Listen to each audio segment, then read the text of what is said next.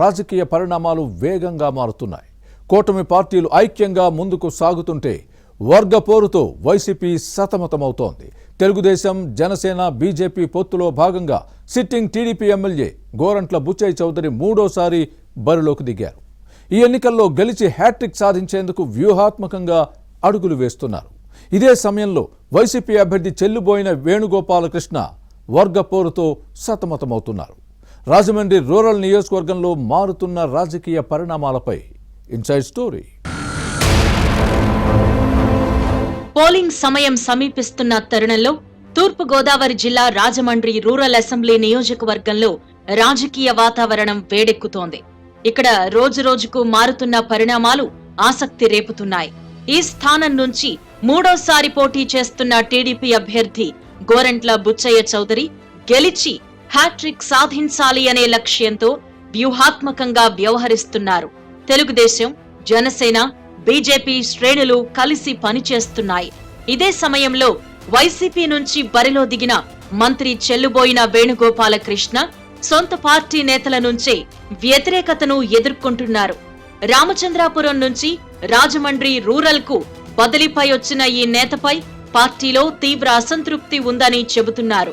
నేతల మధ్య విభేదాలు తారాస్థాయికి చేరాయి. ఇటీవల ముఖ్యమంత్రి జగన్ జరిపిన బస్సు యాత్రలో జన సమీకరణ విషయంలో రాజమండ్రి సిటీ వైసీపీ అభ్యర్థి మార్గాని భరత్, రూరల్ అభ్యర్థి చెల్లుబోయిన వేణుగోపాలకృష్ణ మధ్య ఉన్న గొడవలు మరోసారి బయటపడ్డాయి. అధినేత సభకు మంత్రి జన సమీకరణ చేయలేదని ఎంపీ అసహనం వ్యక్తం చేయటం వివాదానికి కారణమైంది. గతంలో రాజమండ్రి సిటీ నియోజకవర్గానికి ప్రాతినిధ్యం వహించిన గోరంట్ల బుచ్చయ్య చౌదరి పొత్తు రాజకీయాల కారణంగా 2014 నుంచి రూరల్ సీటు నుంచి పోటీ చేస్తున్నారు. ఆ ఎన్నికల్లో వైసీపీ అభ్యర్థి ఆకుల వీర్రాజుపై 18,000 ఓట్ల మెజారిటీతో విజయం సాధించారు. 2019లో అదే అభ్యర్థులు పోటీ చేయగా టీడీపీ 11,000 ఓట్ల ఆధిక్యంతో నెగ్గింది. ఈ స్థానం నుంచి మూడోసారి గెలిచి హ్యాట్రిక్ సాధించాలి అనే పట్టుదలతో ముందుకు సాగుతున్నారు. తన పెద్ద కూతురు శిరీషతో కలిసి విస్తృతంగా ప్రచారం చేస్తున్నారు.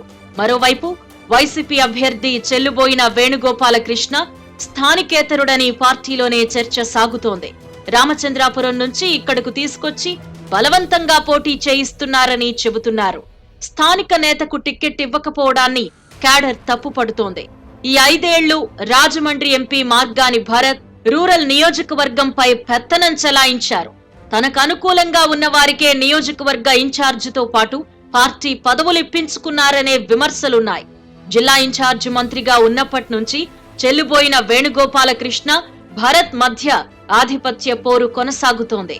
ఈ పరిస్థితుల్లో ఎంపీ మార్గాని భరత్ వర్గం చెల్లుబోయిన వేణుగోపాలకృష్ణకు ఎంతవరకు సహకరిస్తుంది అనే అంశంపై సందేహాలు వ్యక్తమవుతున్నాయి. గత ఎన్నికల్లో రాజమండ్రి రూరల్ నియోజకవర్గంలో త్రిముఖ పోరు జరిగింది. టీడీపీ నుంచి గోరంట్ల బుచ్చయ్య చౌదరి, వైసీపీ తరపున ఆకుల వీర్రాజు, జనసేన అభ్యర్థిగా కందుల దుర్గేష్ పోటీ చేశారు. ఫ్యాన్ పార్టీ వేవ్ లోనూ ఈ స్థానంలో తెలుగుదేశం గెలిచింది. ప్రస్తుతం టీడీపీ, జనసేన, బీజేపీ పొత్తు పెట్టుకున్నాయి.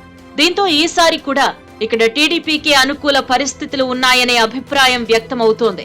10 ఏళ్ల కాలంలో రాజమండ్రి రూరల్ నియోజకవర్గం టీడీపీకి కంచుకోటగా మారింది.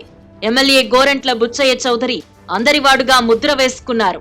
2014లో ఈ నేతకు 87,540 ఓట్లొస్తే వైసీపీ అభ్యర్థి ఆకుల వీర్రాజుకు 69,482 ఓట్లు మాత్రమే పోలయ్యాయి. 2019 ఎన్నికల్లో గోరంట్లకు 74,166 ఓట్లు పోలైతే ఆకుల వీర్రాజుకు 63,762 ఓట్లు మాత్రమే వచ్చాయి. అయితే అప్పట్లో జనసేన నుంచి పోటీ చేసిన కందుల దుర్గేష్ కు 43,000 ఓట్లు పోలయ్యాయి.